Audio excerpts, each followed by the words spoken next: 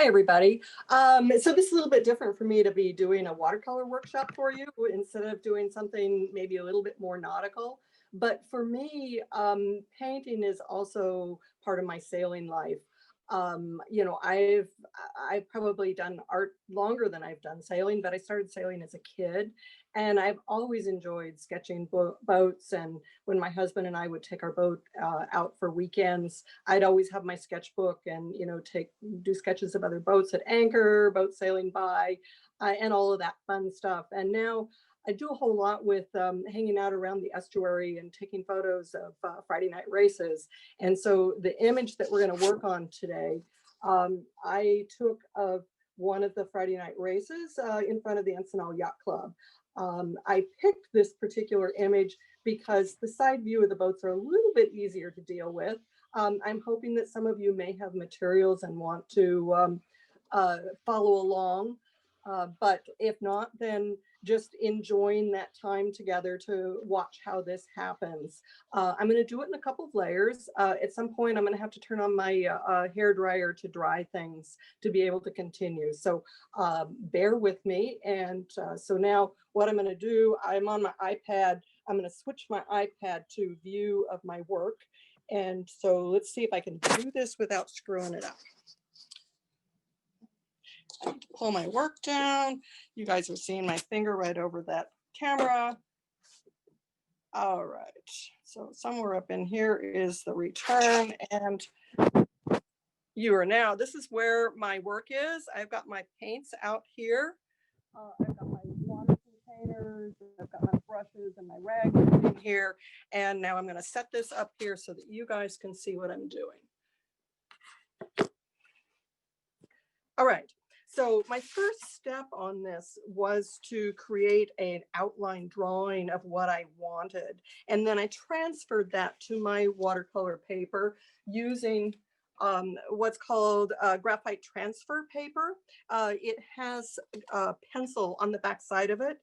If you don't have graphite transfer paper, you can actually take a soft pencil and put some of it on the back of your page. And then you're going to set this against your page and trace around the drawing. So I had sent everybody this drawing if anybody wanted to use it. And I sent you the photograph. So let me get this down where it needed to be. Put my photograph where I can see it. And now I have put a liquid frisket, a resist on the page to hold some of these places white, because when we paint watercolor, we use the white of the paper for the whites in the image rather than painting white on top of it later. So I'm holding all the places that I for sure want to be white with this liquid frisket. The brand I like using is this called PBO drawing gum. There are a number of them out there. That just happens to be my favorite because it's a little bit more liquid than some of them, and I can get better edges on it. Because the important thing when you do use this frisket is that you get nice clean edges because they're going to show later. Okay, so this is now ready for me to go. Hopefully those of you that decided you wanted to paint got yourself up to the point of having a drawing. Now, one other thing that if by chance you didn't have liquid frisket, you can use our standard everyday blue painter's tape and cut it and adhere it on here. It doesn't work quite as well because it's a little harder to get it down nice and tight, but it will work.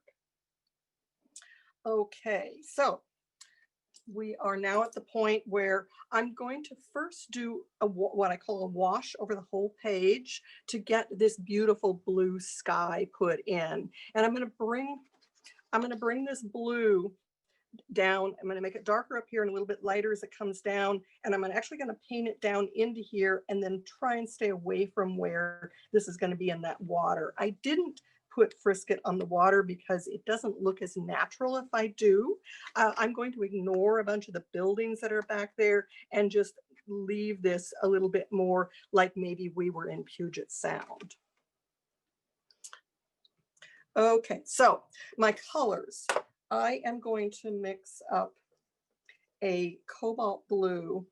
I put a little bit of water in my pan because I want to thin this down a little bit.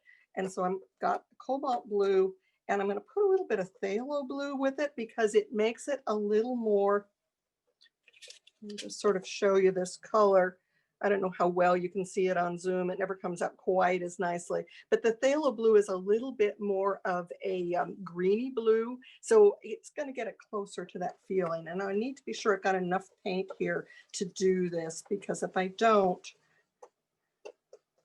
it's, I don't want to have to mix up more. So I want a nice big puddle here, a good tablespoon of paint.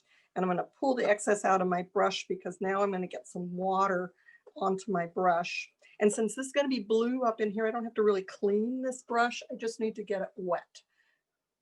And we're going to start up here. And so I'm just pre-wetting this, and then I'm going to add more paint into there. Try and keep my head out of this. Melissa, if I put my head in here, let people know. If anybody has questions as I go, I'm more than happy to answer them. And I am here to tell Margaret the questions if anybody has any, so please post.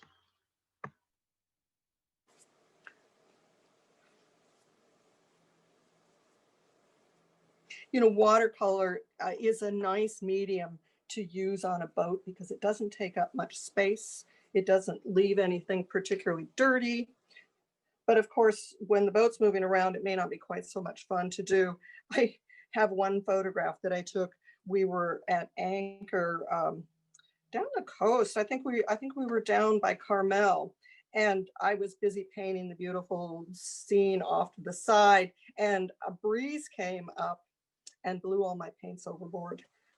And it was like, oh, I had the painting left, but my paints were gone. So you have to be a little bit careful when it's really windy out there. All right, so now I'm adding a little bit more dark color to the top here. Oh, and you know what I didn't mention is that I have a little 1-inch board underneath of there to get a little bit of angle to this, so that gravity is going to help pull the paint down on this, and it's not going to just run in any direction. I'm going to know what direction it's going. I'm not adding more paint in because I want to make this thinner and thinner as we go down here. Margaret, is the 1-inch board just straight, or is it on an angle, or? It creates an angle because I have it up at the top of the page. I see. And so then the top of the page is 1 inch higher than the bottom. Yeah, you can use almost anything for that. You got a book, stick that underneath of there. Your container that you hold all your pencils in, just something that isn't going to wobble around. It's not absolutely, you don't absolutely have to have that, but it's so much easier when you've got that control of knowing which way the paint's going to move. Because the thing with watercolor is that we're using a very liquid medium to put the paint onto the page in. So it's the medium that it's being carried in. I'm going to go ahead and make it a little bit darker down in here. And so we have to be aware that because that's so liquid, it is sort of pay attention to, just like when you're sailing, you know, what does the water do? How does it move things around? And it definitely moves our paint around in ways that we might not expect it to. Okay, I think I'm about at the point here. It depends on how wet this is. Yeah, I think I'm going to have to dry this now. Thing with the watercolor also is, depending on how wet or dry it is, depends on how easily things get sort of pushed away. And I can show you down in here where I don't care. If I were to add water into here, it's going to start moving the paint away. I might have a little, okay, speaking of cats, my cat is here. Hopefully she doesn't decide to get closer. Okay, I'm going to go ahead and dry.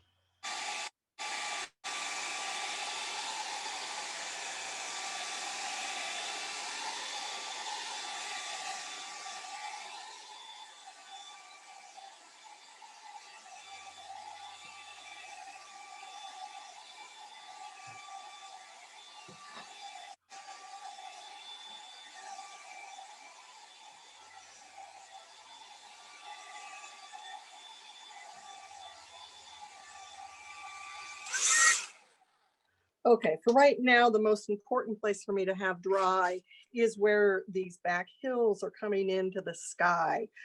You might ask, why did I want to paint all the way through? And it's because when I come to do these hills, I want them to paint over the top of the sky so we don't get a funny line along through there. And so the hills are a little bit more of a navy blue. And almost a greenish tinge to them. I'm going to come into my ultramarine blue, which is a little bit darker, add just a little bit of burnt sienna to it to make it more into a navy color. When you mix opposite colors on the color wheel, you get grays and browns. And so if I want to make a color look more gray, then I will come into, so my blue is here in the color wheel. So I want to come into a color that's somewhat across. And so my burnt sienna is an orangish brown, and it works really nicely to gray that down. And then I'm seeing just a hint of green in there. So let me just take a little bit of my Hooker's green. Actually, that's sap. It's okay. One green or the other. And maybe that still needs to be a little bit bluer than that for the back area. Let's see, what is this blue? Now I've got some closer trees that are a little bit greener. So I'm going to paint this and then be a little bit thinner. Now, if I want some of those back, and because I've got this resist on, I can paint right across here. If I want some of those buildings to somewhat show, I can leave some little holes in here. And if I want to have some little trees, I'm going to just take my brush and push some of the paint upward with the tip of the brush to create some little trees at that top line. I'm going to come down in here about where that lighter green comes in. And maybe we'll leave some unpainted areas to be a few houses back up in there.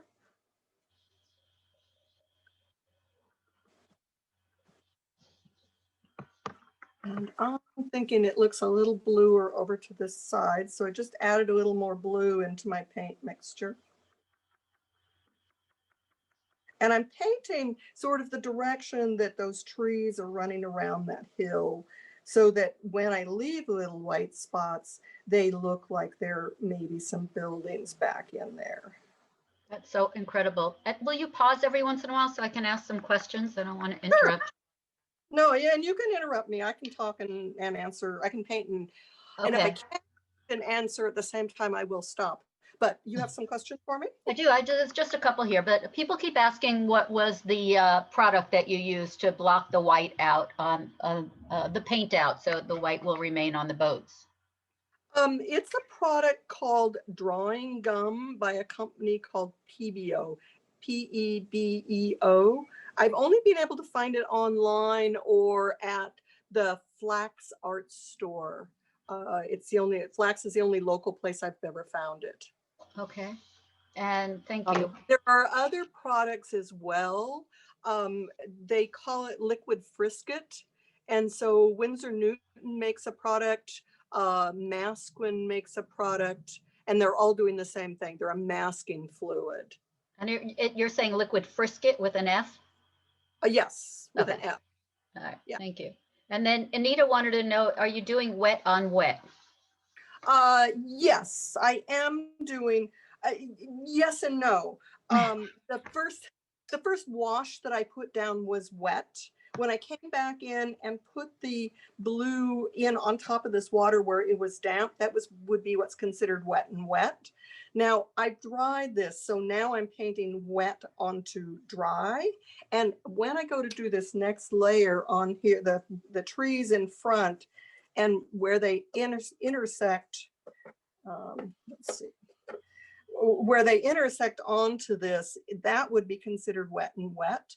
And if I were to drop some of this up into here, it would definitely be wet and wet. So when you have a wet area and you put paint in on top of it, that's what's considered wet and wet.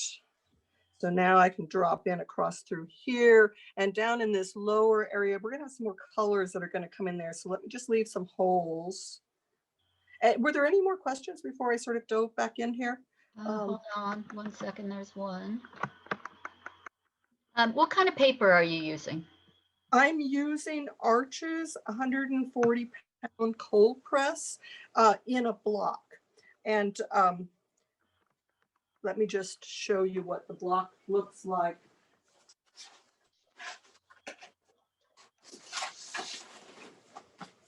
And this has got a whole bunch of stuff in here because I've used this one up. So this is what what it would look like in the art store when you went to buy it. So it's Arches 140-pound cold press. It's probably one of the most popular papers to use because it's as forgiving as they get. Nothing is totally forgiving in this world of watercolor, but this is a little more forgiving than a lot of them. And so it's easier to work with. It accepts the paint nicely. Paint stays fairly high on it.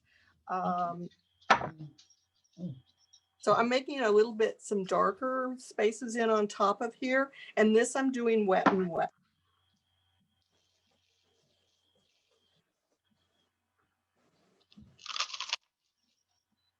I have some little masks that I've masked out back there. So I'm hoping that those little boats will show later.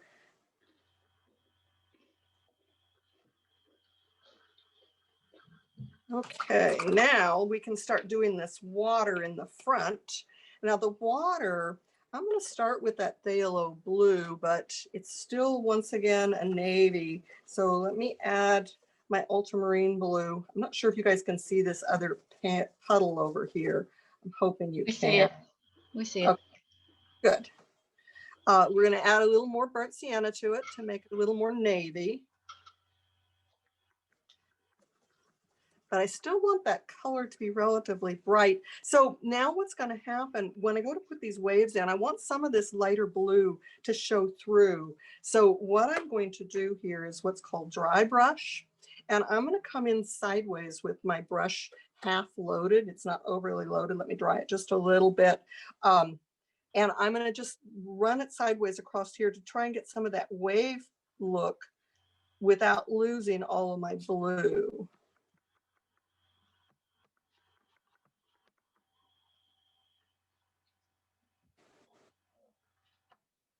So my brush is almost flat sideways on the page as I drag it across here. And then the surface of the paper has high and low spots in it. So I'm just painting the high spots, and the little low spots that had that other color in it are standing out. Let's see, that boat was already painted, so I can just go right across there and it'll be okay. I put Frisket on that other boat back there.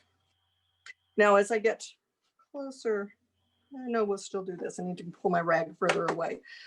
Keep doing the same technique across in through here. People seem to be curious whether we're going to be able to see you take the frisket off while you're. You will, because Yeah? that's going to be the next step.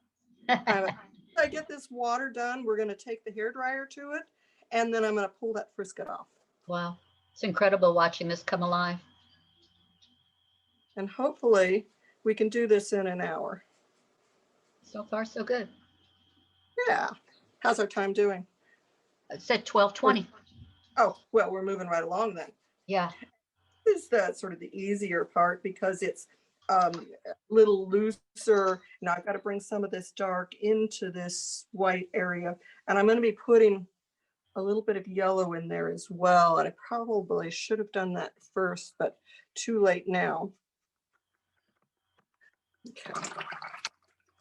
Let me go ahead and dry it at this point, and then I can come in and do this a little bit of, actually I can do that after I pull the frisket off. So let's go for dry. I have to dry this before I pull the frisket off. If I don't, I'll tear the paper when I remove the frisket. So this has to be 100% dry before I pull that frisket off. So I'm going to have to be running this a little bit longer this time.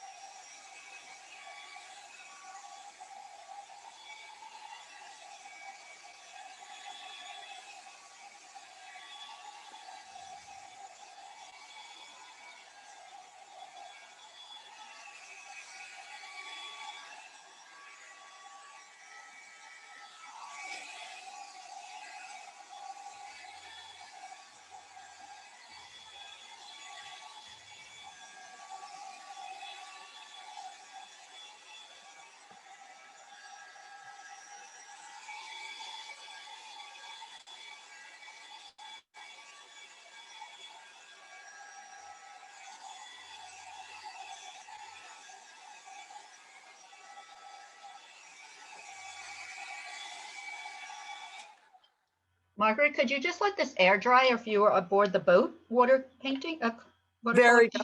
definitely. It's just that I would need a little bit more patience. And if it Mhm. was a warm day, this might dry before I've even finished painting it. Right. So how warm or cold it is makes a big difference on how quickly it dries. I would not be using my hairdryer on the boat. I'd just sit there and wait and let it dry. And 5 minutes maybe you'd have it ready. Take a little break, go get yourself a little munch, or have a sip of your coffee while you're looking at it and thinking about it, letting it dry. I only use the hairdryer when I need to hurry it up for a demo like this. Okay, so we are now ready to pull the frisket off. I have a lifting tool. Those of us who are, lived through the 70s, perhaps remember crepe sole shoes.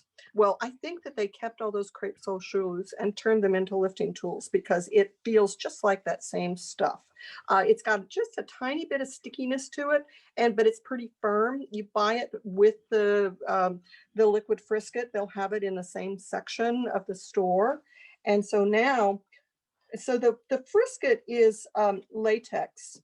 So it's a liquid latex. If you're allergic to latex, you probably don't want to use this product.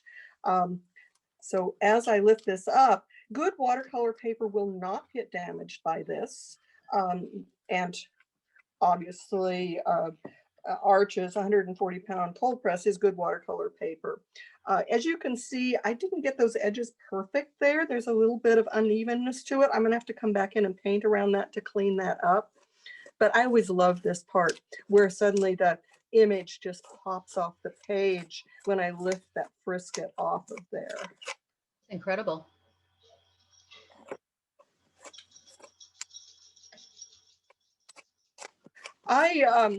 Most of my sailing images, I will use this frisket for the boat just because I want to do a loose wash in the background. And if I were to have to come in here and paint next to this and start and stop, I wouldn't be able to get a nice smooth layer of paint. Where if I put the frisket on, I can paint right across it, as you saw that I did. And then it comes out looking really nice.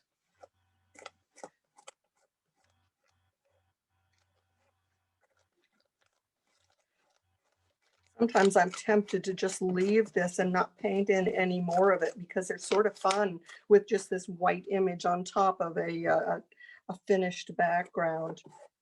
But I will paint this in a few times. If we were running out of time, I could leave it. It's just amazing how clean it is. Yeah, so you come back to the clean, all white paper here. And the other thing it does do is it'll actually, your drawing that you put in there usually gets lifted mostly out with it too. So it's a little like an eraser. Yes. I might have to come back in here and sort of pick up a few little lines before I paint, particularly those figures, to make sure that I get them in the right place.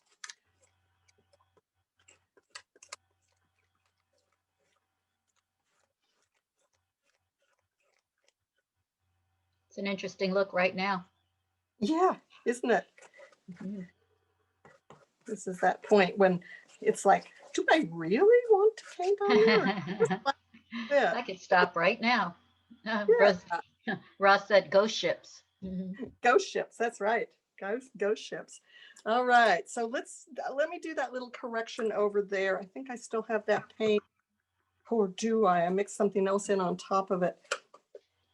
Kathy wanted to know how the Frisket gets cleaned off the surface. Is it pretty much just wipe it away and it's gone? Yes, it is. It's sort of sticky and it clings to itself. And if Oh, you're careful with this, you'll pick up every single piece of it. So it sticks better to itself than it does to the paper and to the lifting tool. And I'm just seeing a couple little spots here that I didn't get up. Um, and but then you can just clean that, wash it with water or something so you can use it again? no, I just pull it off the edges here. Oh, you pull it off. Okay. Yeah.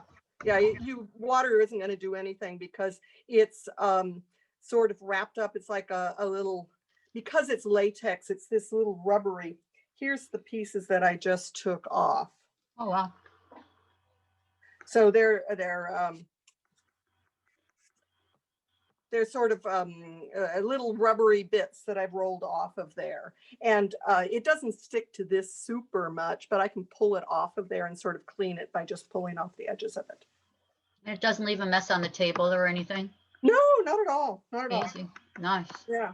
The one thing I do find though, if I've got a lot of paint on top of it, I have to be a little careful to pull a little bit at a time, dump it onto my table and do a little bit more. So I'm not getting some of the paint that was on the top of it onto my watercolor paper. And that can happen. Mm-hmm.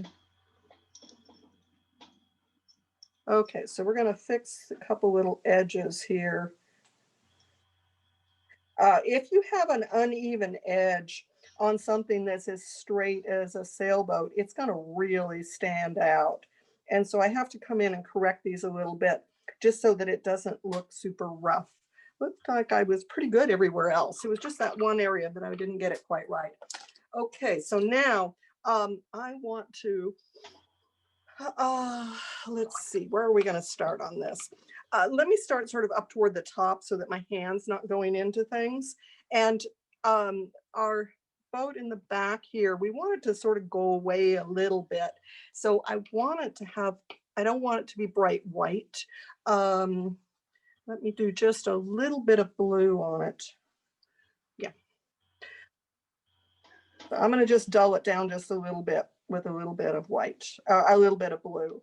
Very thin layer of blue on it to make it go into the background.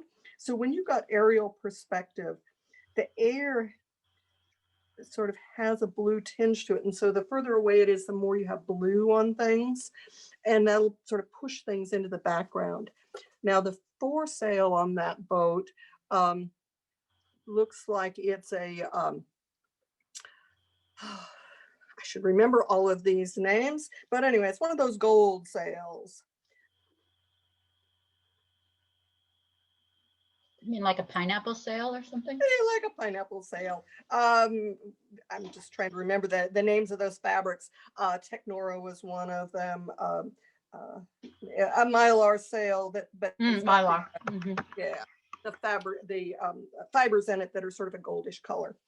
And now our sail in the back. Now the foresail on this is actually throwing a shadow onto the back of that. And I'm not sure I like that well, and it's sort of hard to read it. Let me just put a little bit of shadow in the front of this, just to make that look round. Okay, and then a little shadow on that boat. And then I'm going to come back in and put some more dark underneath of that boat to make it really stand out. Let's leave that alone. Now, our next sail, there's just a little goldiness to this. This is probably also a mylar sail. So it's just got a tinge of goldiness to it. And there is a, I can do with that later. There's a window in it that we may want to put in. And through the window, you'll get to see the background just a little bit, a little bluishness. And the sunlight stops right about there. Now this is where I'm going to do a little wet and wet. So I've dampened that with sort of a goldy color. And then I want to make this look a little round. So it's going to be darker. It's going to be darker right in here. So we're going to throw just a little bit of paint. And I need to take that right out to that edge. And then I'm going to just let it bleed out into that dampness to create that soft feel to it, and then walk away from it. That's the hardest part, to not want to come in and fuss with it. I want to leave that alone. So now our next one, let's see, we're going to start once again with just a little hint of yellow in here. And our mast is pretty much white, so I've got to be careful to paint right beside that, leave that white mast out.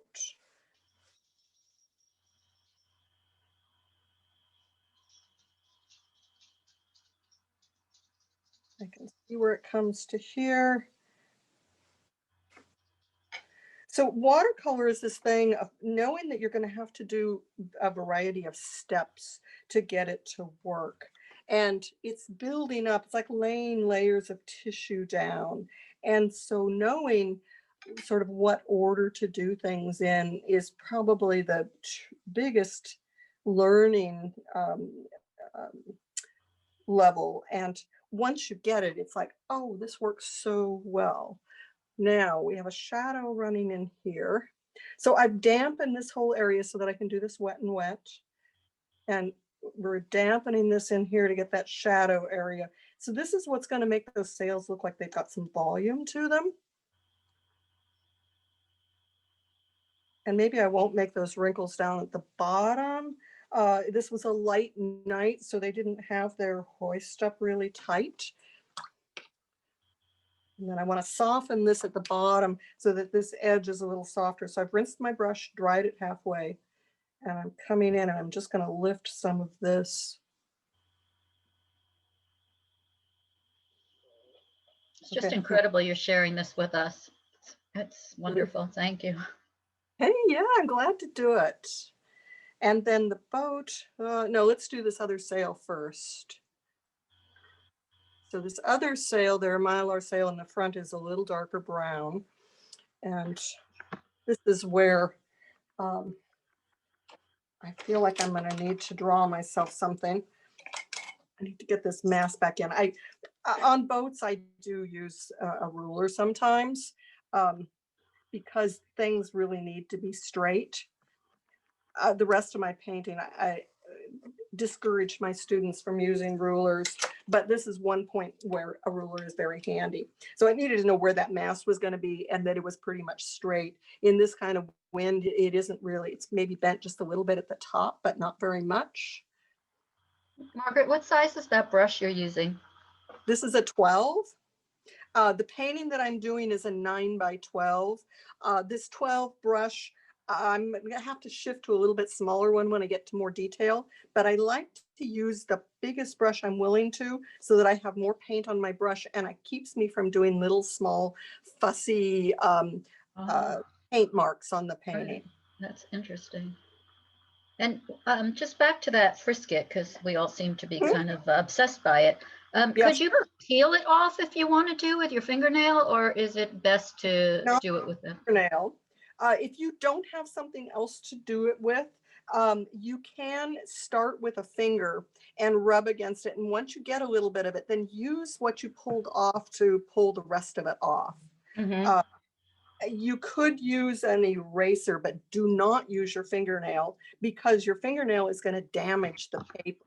Right. And so as soon as we get the paper, if you rub on it too hard with something, all the paint will want to go right into that spot. So you'll have dark marks where you damaged it with your fingernail.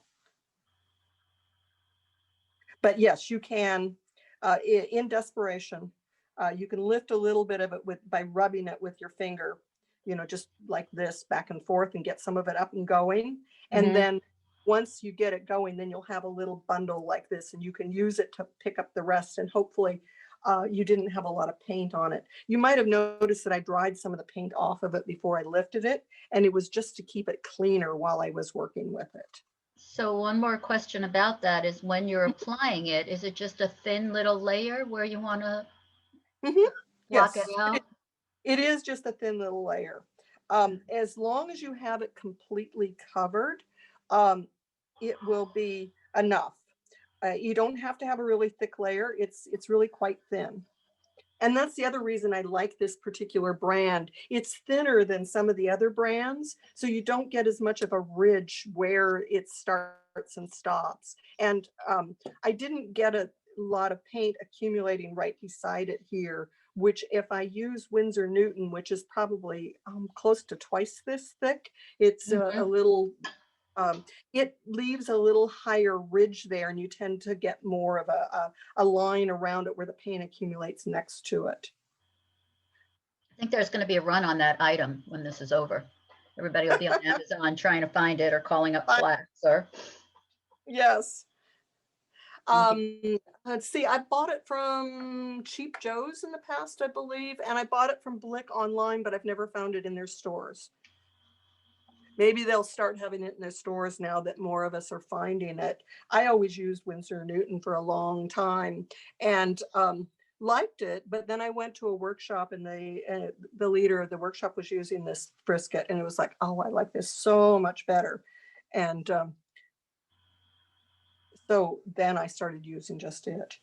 Let's see, and that actually still comes through there. So I've just put down a little bit of color here, and now I'm going to soften the edge of it and pull it out into the sail. And I left a little bit of a white line there where it's going to go black, because I didn't want to come into that other sail yet, because I don't want the paints from both of them to run together. Now there's a hair right here, probably from my cat who was visiting. And so I just took the tip of my brush and got underneath it and lifted it up. Do not use your fingernail to get one of those up, because if you do, once again, you'll damage your paper. That's good Very advice. tempting to want to come in with that fingernail. Keep your fingers off the painting. That's right. Unless you want to have a dark mark. Okay, now we can come in and work on the hull here. And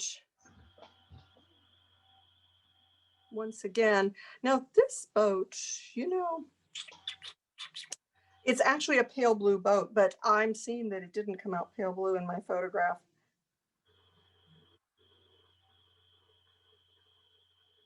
Maybe we'll add a little bit of blue to this. Now it's dark across the back of that, across the stern of the boat.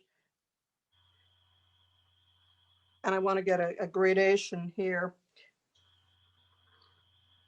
And do we want to have, you know, I'm going to leave it as a white boat just because I like it standing out, even though it is a pale blue boat in reality. A little poetic license. Yes, artistic license. We are allowed to do whatever we want on our paintings. I did a painting of the Melgis racing, and I put my friend's boat in the lead. And when he saw it, he said, you know, I've never beat those guys. That's so fun. That's like a great gift you could give all your friends, you know, your sailing friends. Just substitute their boat in the lead. That's right. Laura says that Michaels carries several types of frisket or liquid masking in the store. She's bought some in Alameda yesterday. Yeah. So, you know, any liquid frisket will work. That's my favorite, but all of them are going to work just great.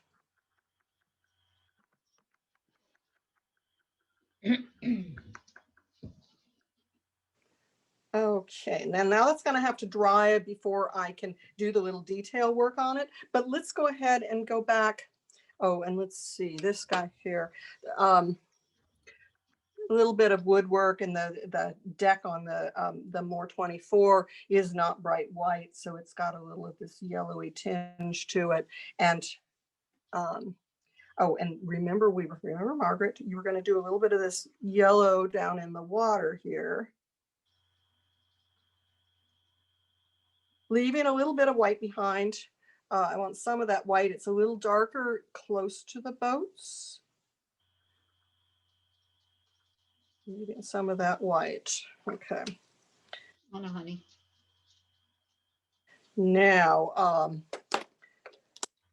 I'm going down into one of my small brushes. This is a number 2, I believe. And is it going to be small enough? No, let me go all the way to my number 1 to do the detail work on this spar boat back here. I need to mix myself a black. So I'm going to take my navy blue and add a little bit of burnt sienna to it. And if I get my balance right, I will end up with a neutral black. So dark blue and brown mixed together will make black. And this mast is already standing out fairly well. I notice that I have my finger on my page and I'm holding my brush between these three fingers so that I can control it.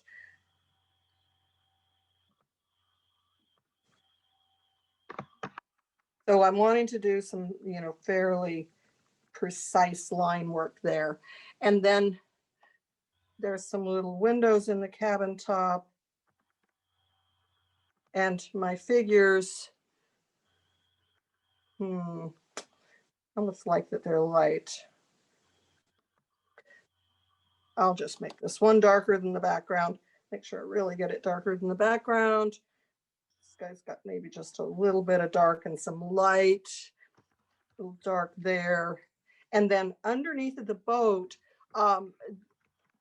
either this boat has a dark water line or there's a shadow underneath of here where it hits the water. And there frequently is a shadow down there. And without it, the boat's not going to feel like it sits in the water. And also there's a little bit of dark for the tow rail as it runs along. Wow. That's great. And then that boat is finished. Okay, so is this dried? Now the window in here, the color back and behind is going to be the same that we did. And this, I need to go a little bit bigger brush. If I go too small of a brush, I'm just going to get lots of little brush marks and not fill in the space nicely. Now the window here, I can barely see what I had drawn. And it curves just a little bit with the shape of the sail.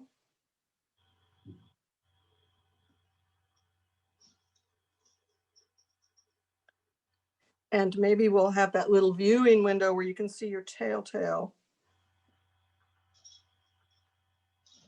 Okay, that looks good. And a viewing window here. Once again, it curves a little bit with that.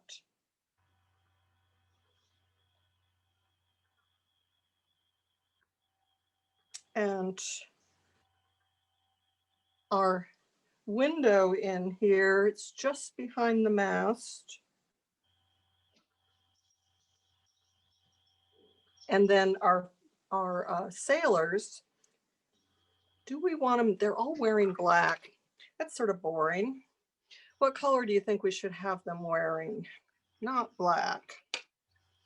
We've been loving purple this time women's around. Sailing seminar. Yeah, let's get some purple going then. So I've got a quinacridone rose in my pan up here, and I actually had a quinacridone magenta here as well. And I'm going to add just a little bit more blue to that. It's been a few years since the sailing seminar had purple jackets to sell. Yeah. I wore mine to death. See, that's why we're selling them this year again, Margaret. We're bringing them back. I guess I'm going to have to get in there and buy myself one. Huh? You might have to. A bunch of us have already tried to replace our old ones. We wore them to death. Yeah. Yeah. The color looks a little different than on the new ones.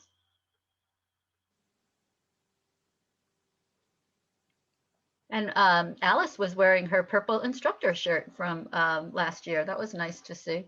So purple has been a thing this year. I don't know if you noticed, but I was wearing my red shirt from a few years ago. Oh, I didn't. I'm wearing my we have tried to be very colorful in our merchandise. The little turtleneck collar on it. Oh, was it long sleeve? No, short sleeve. Oh, it was a few years ago. I hate to admit that long. They've been mainstays of our wardrobe for a long time. They are. They're good things.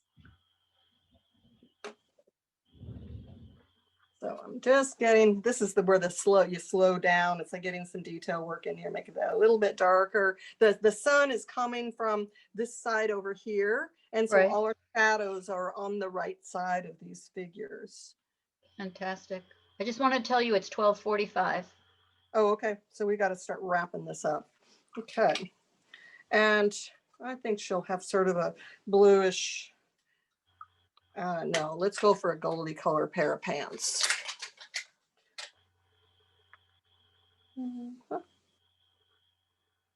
And this person next to her also has gold on and maybe a blue just to be different. Mm. There was an arm that went there. There was an arm that comes out here. And then let's get some faces on here. Much more colorful. And a nice face there.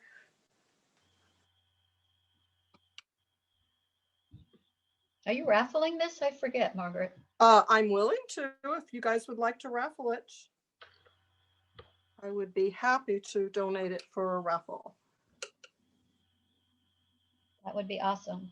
I think it's a little late to set up a new raffle, but we can use it and substitute for one of the others that we're doing of yours, or that could be actually one of the choices for the, I guess the 3 is smaller ones. There were 3 8x10s and 2 9x, I can't remember.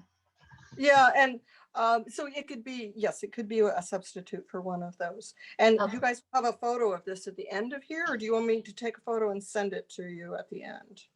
Oh, you should take a photo and send it to us at the end. You can see what those people are fantastic. Look at that. You can actually feel their motions. It's getting the postures, I think, is a really fun thing. And that's what makes it work, is to get that posture. And let's see how this more 24, the deck comes up just a little bit and then drops back.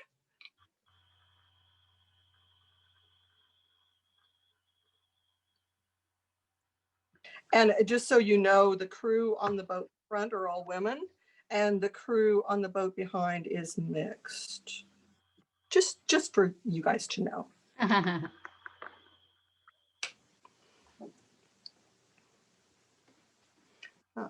little bit more right there. And we needed to do a black mast, and I need to just bring this in just so that that stands out there. A little bit of dark on the back side of that mast.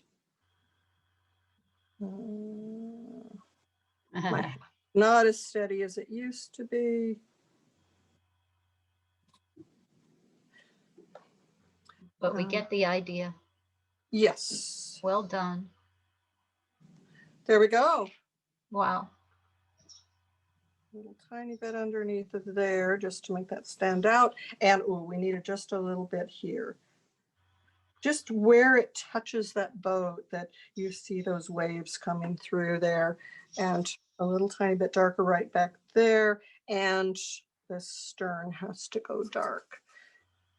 Am I overdoing my time? No, I'm going to tell you you're at 12:48.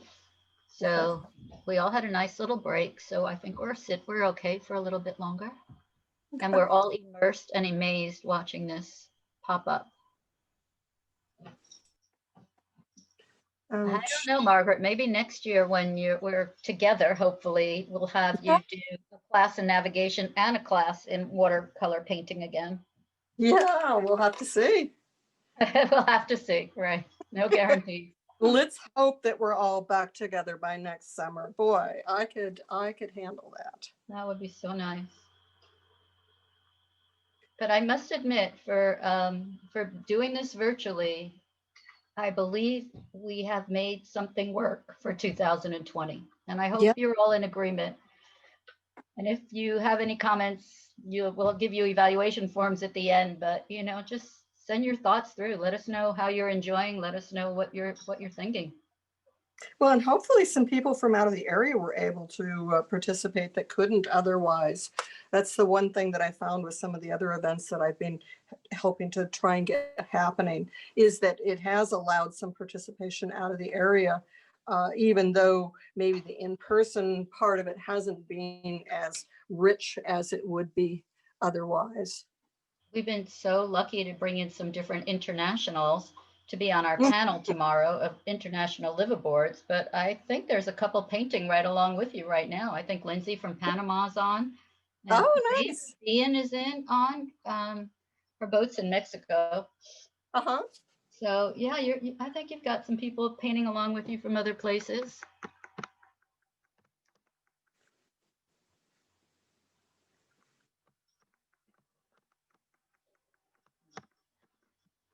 Okay, I'll leave the insignias off. We don't really need them.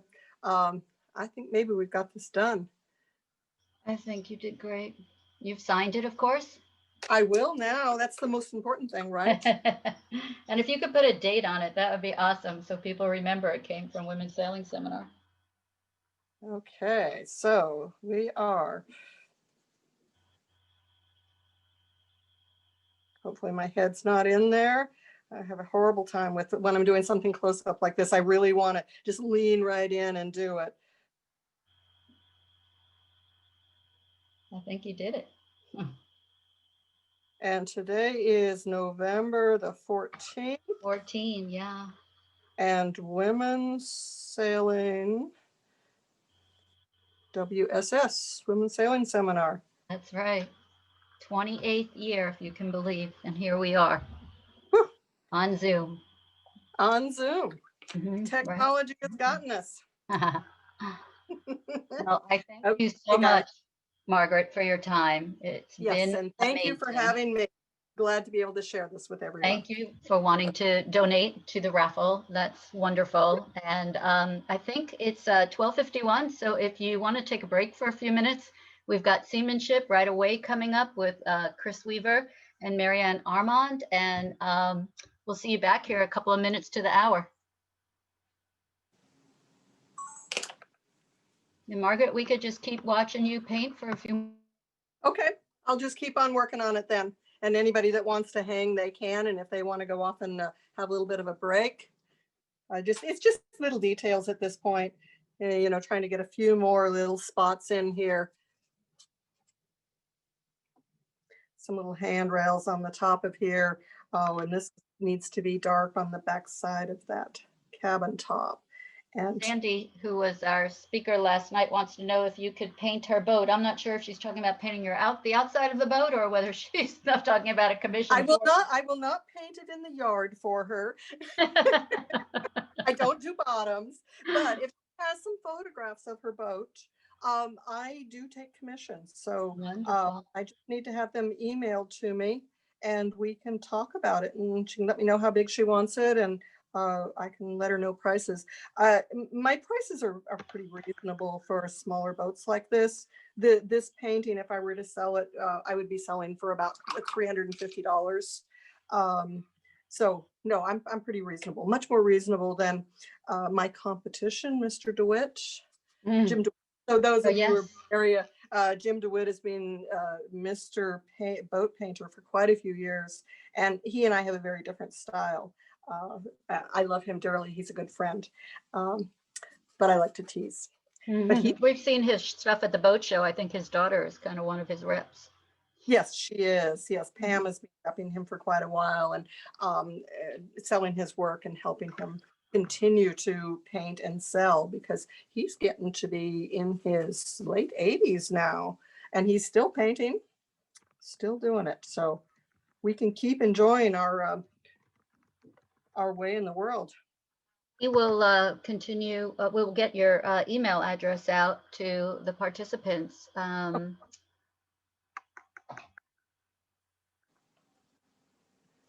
Okay, I'm going to put myself on mute and you can talk and take care of. So I'm not sure whether everybody's hearing me or not, but I'm just about finished here. Little window in that one. Oh, and you know, there was some nice windows in this sail. Oh, you know where I didn't pull off the resist, you guys? I didn't pull it off of that background area.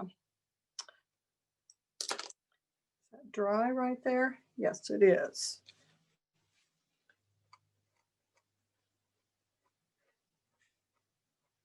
There's some boats back there.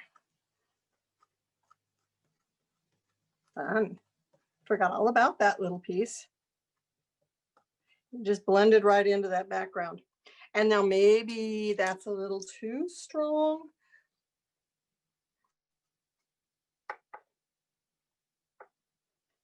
Beautiful. Okay. Still feeling like this boat should be a little darker red. Margaret, how do you know when one of your pictures is done? I walk away from it. That's it, huh? That's probably the hardest thing. And I laugh with my students that we have this saying that is, when you're 90% done, walk away from it, put it up on the shelf, look at it, think about it, see if there's anything else that needs to be done to it, but don't do anything to it. So it's walk away from that painting, put your hands behind your back, walk away from that painting. And I'm at that point. I'm afraid if I start fussing anymore, I'm going to start overdoing some things. And I don't want to do that. I did add a little bit of red onto this lady's shirt. It felt like it needed some red to pull through there. And yeah. That's great. And are you using your iPad as your camera? I am. I'm using my iPad as my camera. Isn't that wonderful? It works really quite well. It does mean that I've got to do that little shift. So, you know, as we come through here, I'll just show you guys what my setup is. Sort of fun.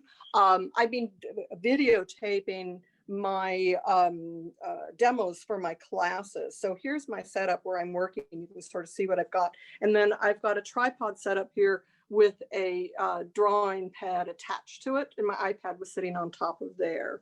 And then I've got my paints and my other drawing and all of my supplies. And then I get a view out the window of the neighbors and up into the trees. So yeah.